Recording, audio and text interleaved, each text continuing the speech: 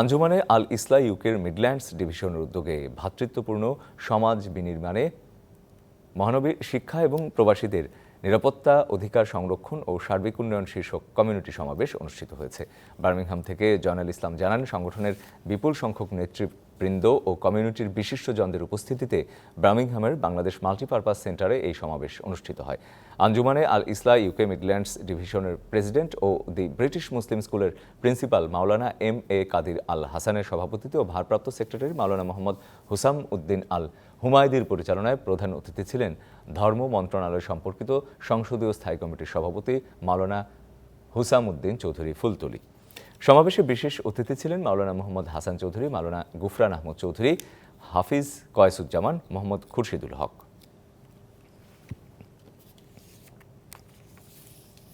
প্রায় 93,000 টাকা জনপ্রতি হজের প্যাকেজ যে কম দেওয়া হয়েছে, এটাকে আগামীতে আমরা আরও চেষ্টা করব যাতে মানুষের জন্য আরও সহজ সাধ্য হয়, এই অ্যামাউন্টটাকে আরও কীভাবে কমিয়ে আনা যায় এবং যাতে মানুষ সহজভাবে কম কষ্টে কম খরচে হজ পালন করতে পারে। 1, 2, 3 ঢাকায় জমি জিতে নিন 100% ক্যাশব্যাক সহ 20 কোটি টাকার পুরস্কার।